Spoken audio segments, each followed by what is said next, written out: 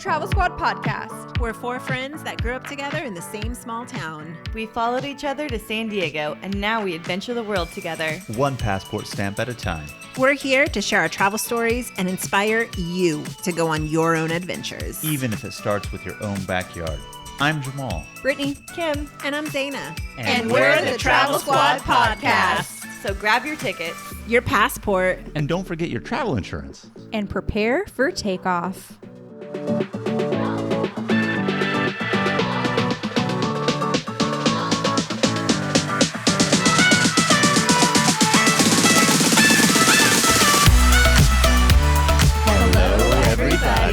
Thank you so much for listening to our very first episode of the Travel Squad podcast.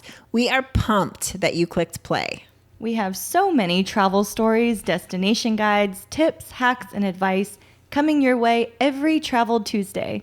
This isn't going to be your typical fucking travel podcast. We cuss. We're not just a one-man or a one-woman show. There's four of us, the Travel Squad, each with our own different personalities and viewpoints. We've created this podcast to share our travel freakouts, chaos, the good times, and laughter with you. We came up with the idea of the Travel Squad podcast in the back of a tiny cab at 1 a.m. in Mexico City on our second trip there. And for that reason, we found it very fitting in this episode to talk about our first trip to Mexico City, which was over a 3-day weekend. So without further ado, vámonos chicos a DF. Bienvenidos, Mexico City.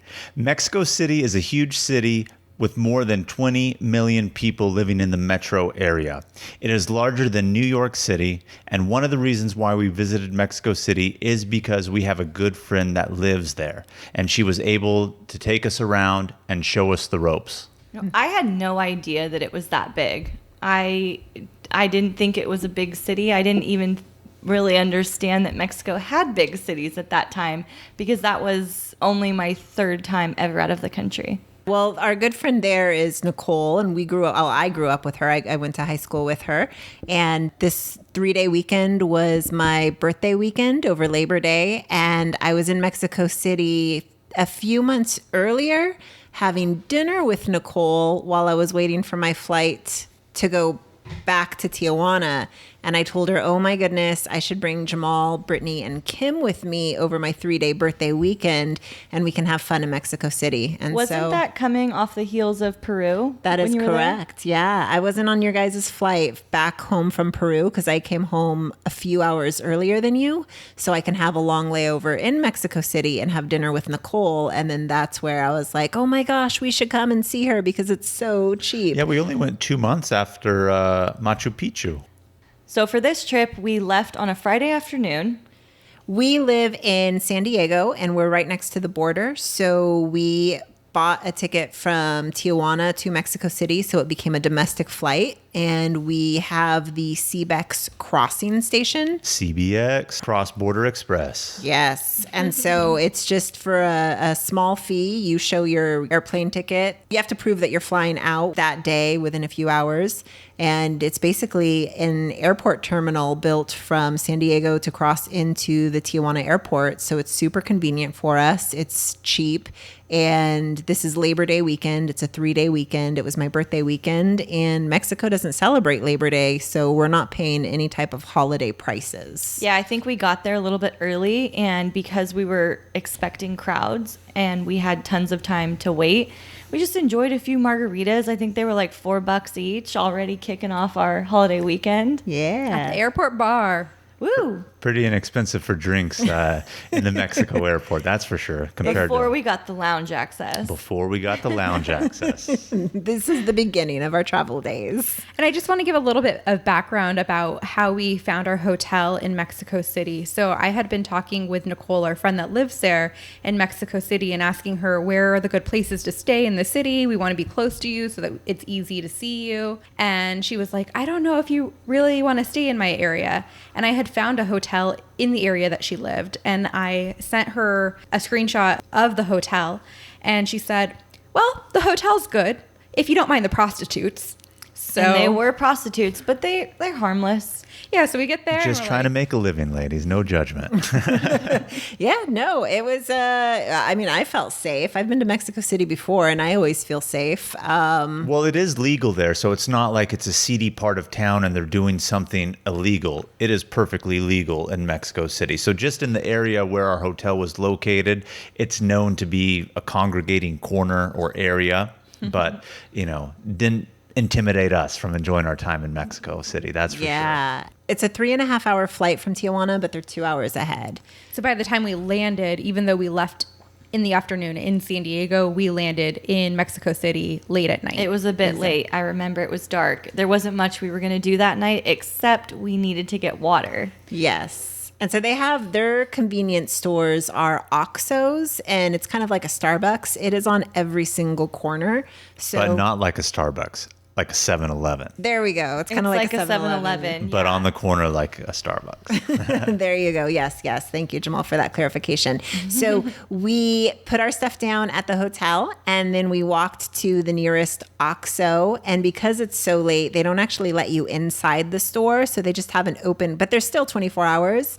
They just have an open window and they bring you what you want and then you exchange money at that window. Like some gas stations here, Oh, yeah. If it's late at night, some gas stations will have just the teller or worker at the window and exactly like that. So our one goal from going to OXXO was to get water. And that's typical of us. Whenever we go on any vacation, we stock up on water to refill our water bottles. And of course, in Mexico, you need it. So Zeina and I are the two most fluent in Spanish in our travel group. And we're trying to ask for the largest water because typically when we get the water, it's going to be like the big gallon waters. So we're asking them we're telling them Grande. Right? that we need the biggest water that they have. El más grande. And we're thinking, a gallon, 2 liters, that's what's going to be coming out. And they kind of look at me like, really? And I'm like, sí, el más grande, el más grande. And he kind of like shakes his head and disappears into the back. And I'm like, oh my goodness, how hard is it to get and I think we asked for 4 because we each wanted one. He took a long time back there just as well, too. Like he disappeared for a while and we're like, where'd this dude go? Well, he comes back definitely with a grande water. And that's why we knew it took him a long like time. 5 gallons of water. And he was like carrying 2 and he looked like he was sweating. And I realized, oh my goodness, because, like the Mas Grande, the biggest water there in Mexico because they don't have... You don't drink the tap water there. Yeah. So when you do ask for the biggest water, you have like the family size. And I forgot about that because, if I go to a 7-Eleven to get the biggest water, that's not what I'm grabbing. And so I had to apologize and say, I'm so sorry. We just Not wanted that like big. right? Maybe the medium size. Yeah. So that kicked off our entire vacation, getting the big waters. That was fun. So we called it a night and then we woke up bright and early on Saturday to our favorite spot on this trip, which we ended up going to 4 times.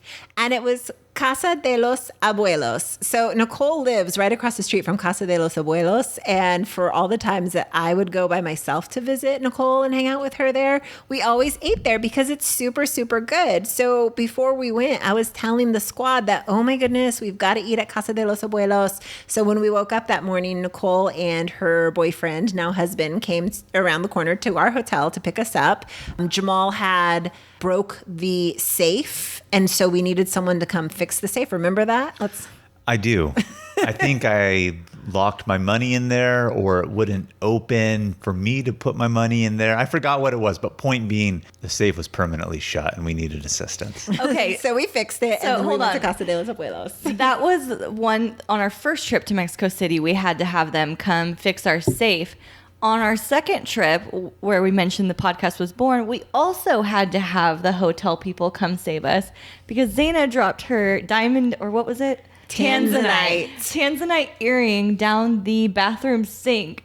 And the guy had to come with this like homemade contraption to try to pull it out and then like fix the sink. And he's doing this in a suit too. That's how Mexican people are, so like nicely dressed, but hardworking. Super friendly, yeah. And very, seriously. very friendly. creative too. He broke a hanger in half and stuck sticky tape on the end so he can fish out my tanzanite earring, which didn't work. So we still had to get the pliers, undo the sink while he's doing that in his suit. I'm trying to help him, and he says, no, está bien. And I was like, oh my goodness, thank you so Such a much. sweet man. Yeah. So Back to Casa de los Abuelos.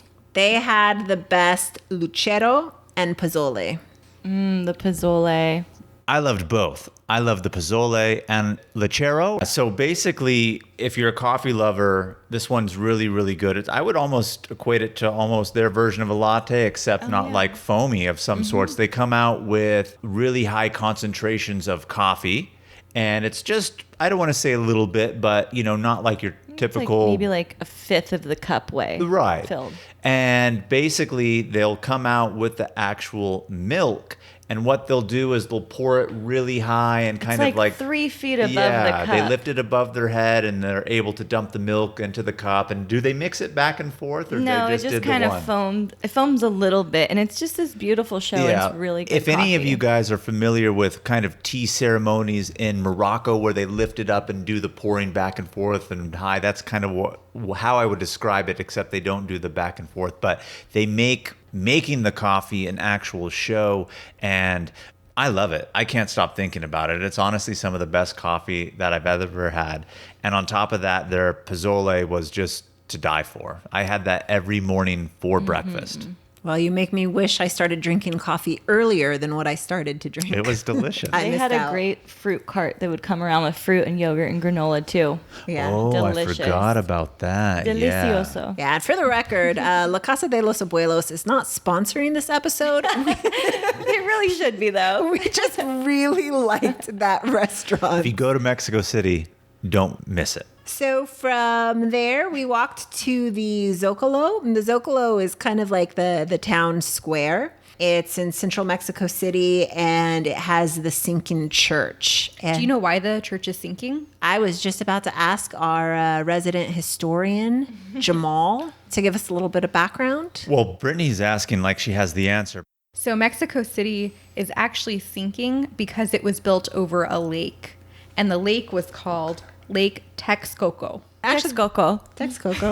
The church used to be pyramids, but the conquistadores came and tore it down and built a church over it. So you can still see remnants of the pyramid around there. And I don't think we did this, but I did this on another trip with Nicole. You can pay not even 20 pesos, but it was super cheap. And they give you a tour of the church, and they'll take you to the top.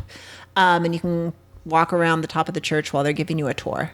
Beyond that, it was actually before the colonial period, it was a gathering city area for the Aztecs as well. Yeah. And Justin Bieber at one point did an around the world tour for free. And he played in front of different landmarks all around the world. And he played in front of the church there. And I remember because Nicole didn't have anyone to go with her. And I'm like, I would totally go see him play in front of the church in That Mexico would've been City. cool. I know, right? For free. Anyways, from there, we had margaritas. Yeah, I was about to say, I hope we're not moving past the Zocalo yet, because I would equate that restaurant to rooftop bar. And what would we say? Hello. What would Kim Love a say if we rooftop passed bar. the rooftop bar without And I talking about love it? tequila. Yes. So, I'm not sure how to pronounce this, so Zeina, you'll have to do that. puro corazon. 60 pesos for a delicious margarita. That was about $3.33. Amazing. You're not even going to get that kind of a deal at happy hour here in San Diego. So I was pumped on that. I think I had 2. I was getting crazy. I had 2. Maybe 3. But no, yeah. So the restaurant that we actually had the drinks at for the rooftop bar access, if you will, it overlooked the Zocalo Square. It was really, really was nice another. because beyond just the sinking church, I believe the presidential palace is also in that area just as well. But it's a big social area, lots of shops, lots of restaurants, lively entertainment, and from the rooftop, no better place to have drinks in that area. And on our way there, we also passed the Palacio de las Bellas Artes, which is like the fine arts palace. which is really nice. We didn't go in, but it's definitely worth taking pictures outside of. I was going to say, just taking a photo in front of it is breathtaking in and of itself. It's so pretty just from the outside. Exactly.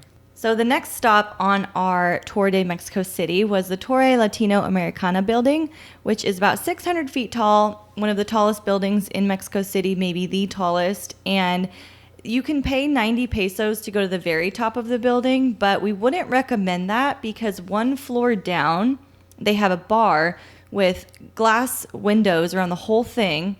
And so you get 360-degree views of the city. And that is free to go to. You just have to buy a drink when you're there, which is like the margarita at the previous bar, cheaper. It's about 60 pesos. So we definitely recommend doing that. And when you're there, go to the bathroom because you'll be sitting on the toilet looking out into glass walls and looking out at the city. It's really cool. Yeah, we actually got the tip to go to the bathroom and check it out. And when we did, we're thinking to ourselves, what's going to be in the bathroom? Like, it's a bathroom, but no, it is worth checking out.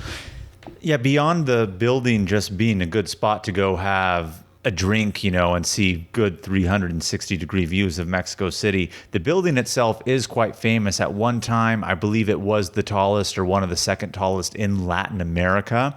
But on top of that, it's actually recognized as being an engineering marvel because it was one of the first major skyscrapers built in an area where there's major seismic activity, and it's notably famous for withstanding the 8.1 magnitude earthquake Mexico City had in 1985. That is correct, September 1985. Engineering marvel. It was Mexico City's largest building for about 27 years. Again, worth going to and going to the top.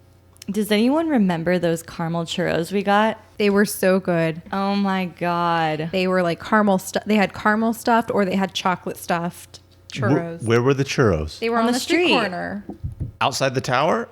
Everywhere in Mexico City, out in the street, they have these little carts where you can get freshly made churros and they stuff it with the different kind of sauce that you want. And they're super cheap. Don't you remember stuffing our faces with those? I remember you eating some in Peru. I'm trying to remember specifically in Mexico. Not that I doubt it. Zeina It was like in the with us. evening. No, I was there because I got the caramel. I was about to say I definitely didn't do chocolate. It would have been okay. like the caramel or the dulce de leche or something like that. Okay. So good. was And in the that's how we evening. ended that first night. Bringing back all sorts of memories, Kim. I'll tell you that. You weren't with us. Maybe not. I don't know.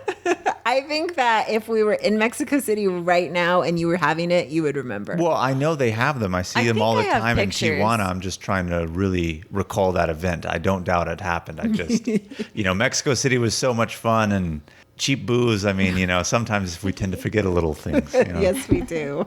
Moving on to El Segunda Dia, the second day here in Mexico City. So what we didn't realize was that the main roads were closed to car traffic on Sundays. And so we actually had to walk down a really, really long road that was called La Plaza de la Reforma in order to get to where we wanted to go. Didn't we want to get to the castle that day? Yes. We did. It was the Chapultepec Castle. And the reason they closed down the streets is because it's very family oriented. So they let people ride their bikes through the streets and whatnot. And we didn't realize this. So we planned our entire day based on the public transportation. And of course, the public transportation was not there.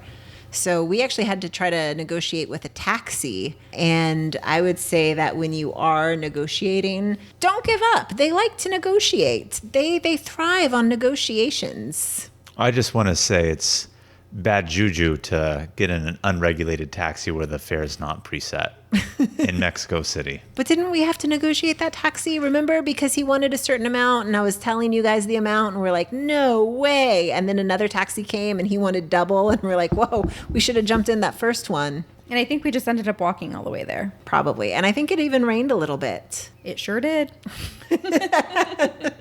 What do you do? It always rains in Mexico City. It does. And then it disappears the next minute. But getting to the castle, it was on a hill. And then once you get to the hill and the main entrance, there was a nice lookout to the city. Do you guys remember that?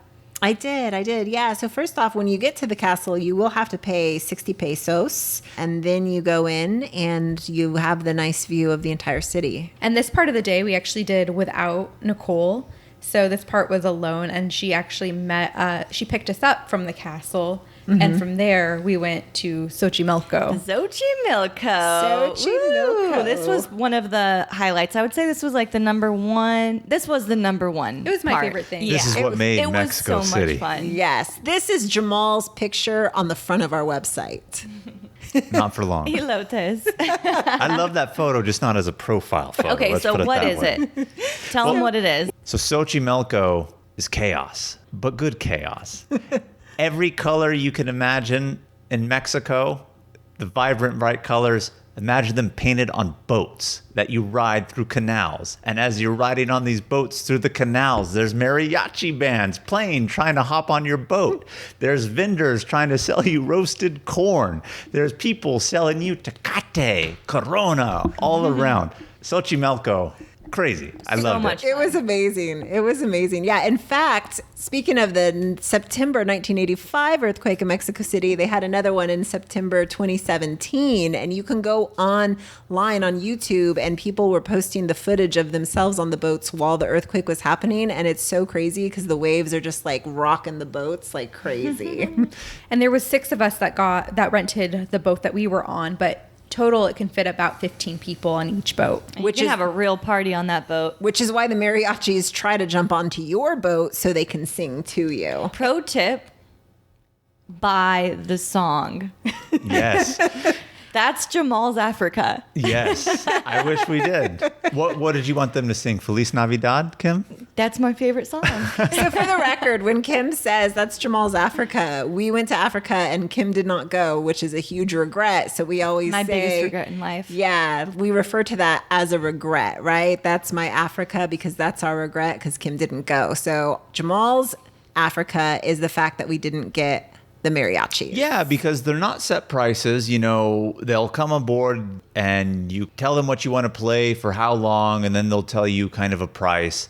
And, you know, it's Mexico. We felt like we could haggle and whatnot, and they told us that it was going to be $5.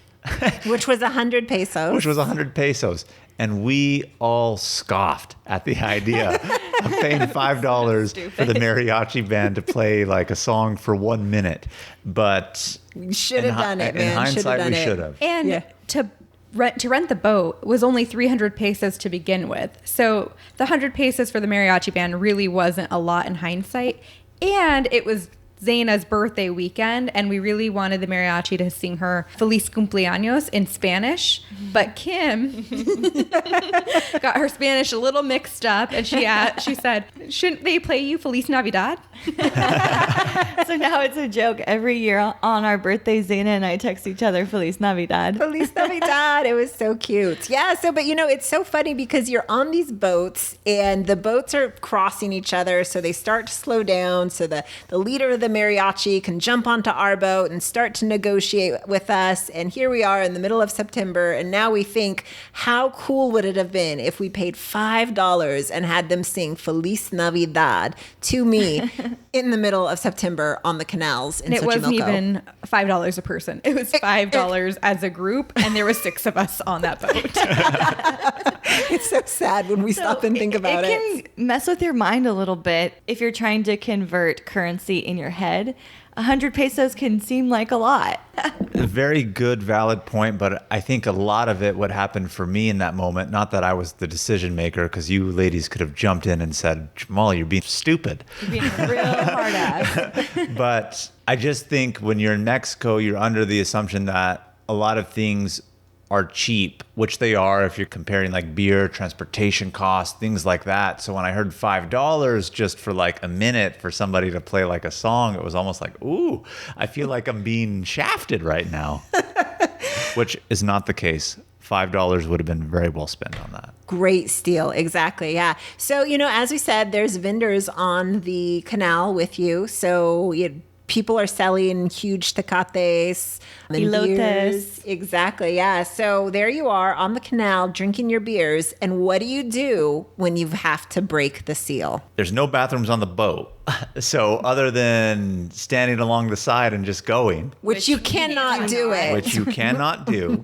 There are certain spots along the very vast canals where they actually have little small bathrooms, and they are bathrooms that you have to pay 5 to 10 pesos to use. So definitely have extra coins and small money for that, because those vendors who tend to the restrooms are not going to take your big bills. No, they won't.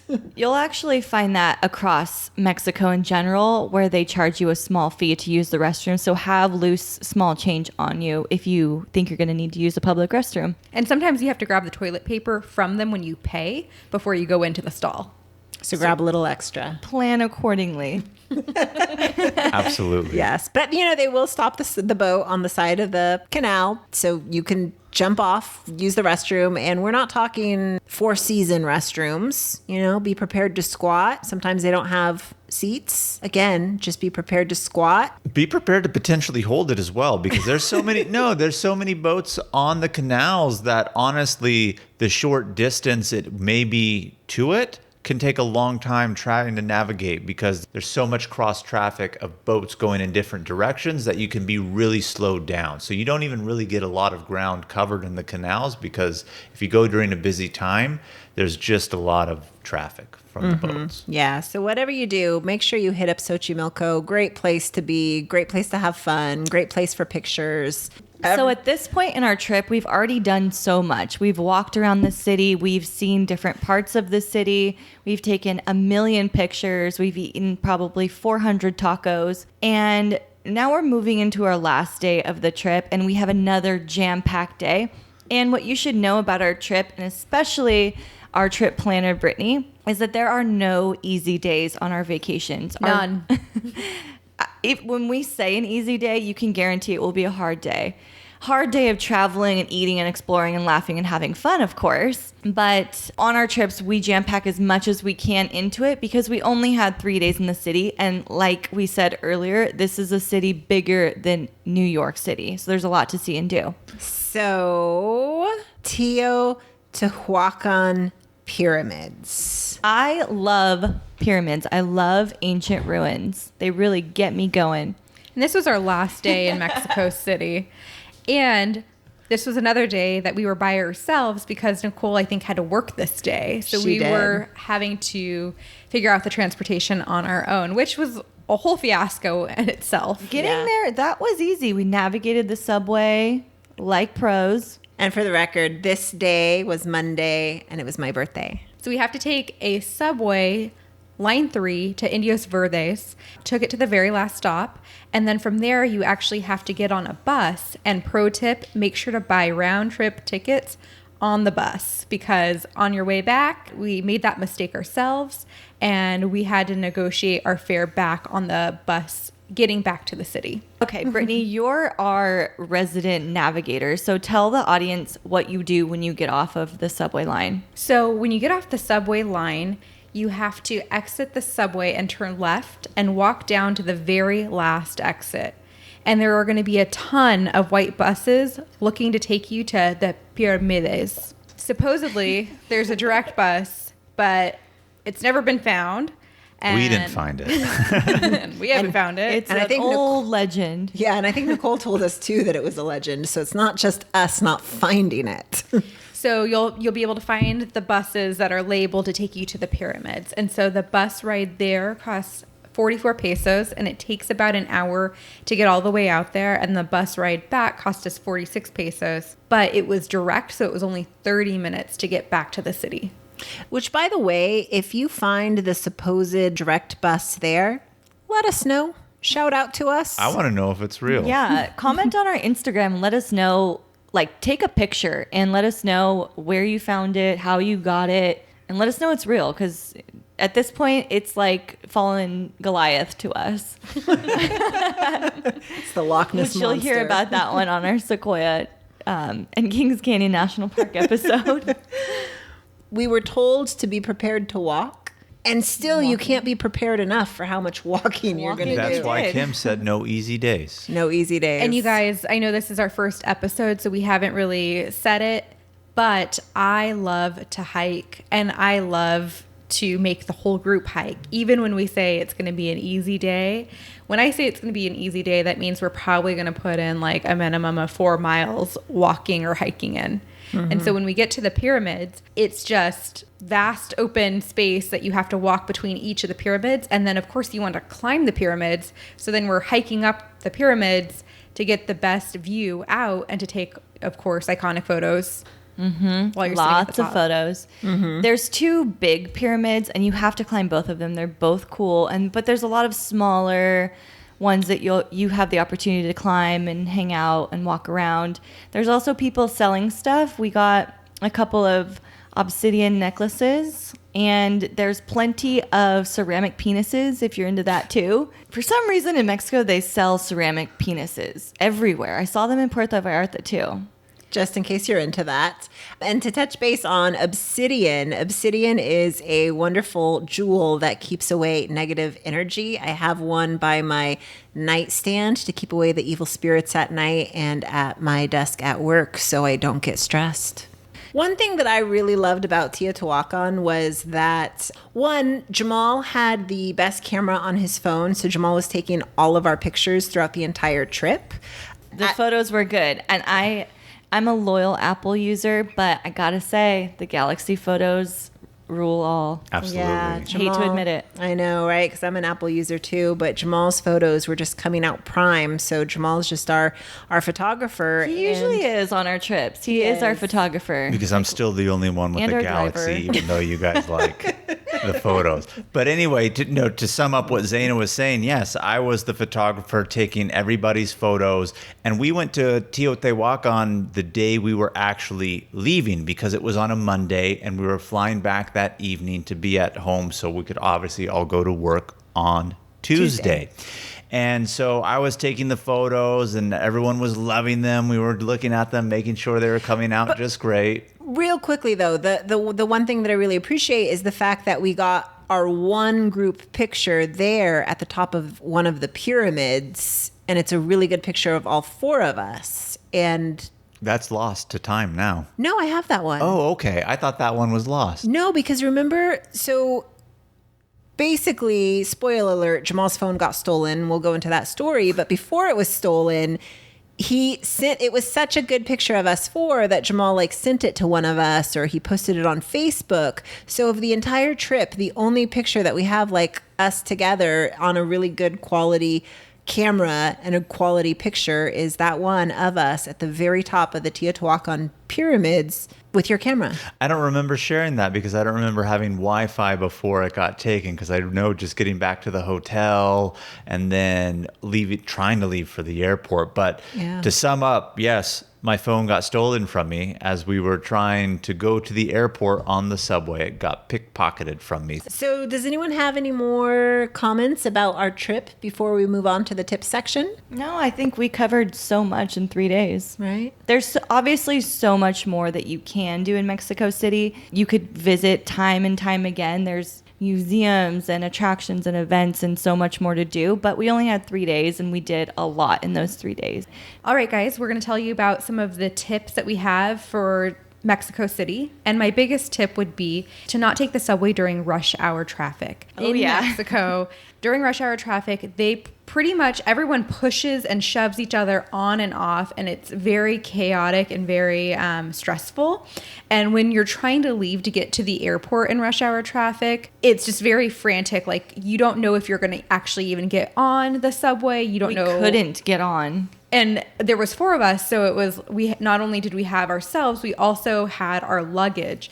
And so we were afraid of being broken up as a group because everyone is just pushing and shoving, that it's not guaranteed that we're all going to make it on in the same cart. In fact, Jamal got pushed ahead of us. All of a sudden, we're all standing there together, and the next thing you know, Jamal's almost on the subway, and you're getting pushed on even if you're trying not to, because you're a sardine in a sea of people. Mm-hmm. And before we went down there, because I know a lot of people who've had their phones stolen on the subway, right? So if you have a backpack, don't leave it behind your back, right? Make sure that it's up against your stomach. The whole trip you were telling us, watch your stuff, zip up your purses, have it in front of you. Yeah, because we had ridden the metro or the subway, the other days, but the other days were weekends. And in Mexico City, since it's the capital, a lot of people kind of live more on the outskirts, not in the main central area where we were. So we heard all those stories about the subway, potential dangers of pickpocketing. You hear all the other stuff in tourist tips, but we rode them on the weekends when there's not a lot of people in the city. And I didn't think that stuff wasn't true. I just thought, it's just not as bad as people are saying. They're overblowing the story because it's Mexico. But no, we were trying to push our way onto the subway to go to the airport, and it just got pulled from my pocket. I didn't even feel it. And as a matter of fact, after that attempt where we knew we weren't going to get on, I said, okay, guys, let's just get out and take the cab. And instinctually, whenever I leave the house or do anything, I always give myself like a little pat down. Got my phone, got my wallet, got my keys. I gave myself the pat down, and I realized in 10 seconds, my phone was out of my pocket, and I have no clue who did it. Didn't even feel it happening because you're so trapped down there. So really, really, really, if you can, it's so much substantially cheaper to take the metro, but do not take it during rush hour times on the weekdays. And if you do, be mindful of your phone in your pocket. Absolutely. Well, on a better note, what about those Cono de Oreos? Cono de Oreo! Mickey D's. Yes. So they do have Oreo cones at McDonald's, and they love their ice cream. So, here in the United States, when you go into McDonald's, you just order whatever you want behind the counter. But in Mexico City, they have a specific line just for ice cream because it's so popular. And then if you want anything else, they have another line for that. And the Cono de Oreos are 13 pesos. So what is that's like? Less than $1 now. Less than $1. Yeah. You can't That's a steal. So good. Don't go to Mexico City without the Cono de Oreo. That's the one thing we always get when we go to Mexico. Another tip is that they don't have change. So if you go to the ATM, you're likely going to get bills in 500, 200, and a lot of businesses don't want to break those bills. So if you're buying something on the lower end of pricing, they're going to look at you with a 500 and say no. But still, anytime you have an opportunity to break a bill, try it. See what they say, because you never know when you're going to get lucky. But it's so counterintuitive because when you want cash out of the ATM, they give you the big bills. And even in big stores, they don't want to take it. Exactly. So if you can, break your bills anywhere you can, because more often than not, somebody else is not going to do it for you. I remember a super hot day, and I needed water so bad. Water was... like 20 pesos, maybe less. And in any case, the only thing that I had was a $500 bill, and no one was breaking my 500 peso bill. 500 pesos bill. Yes.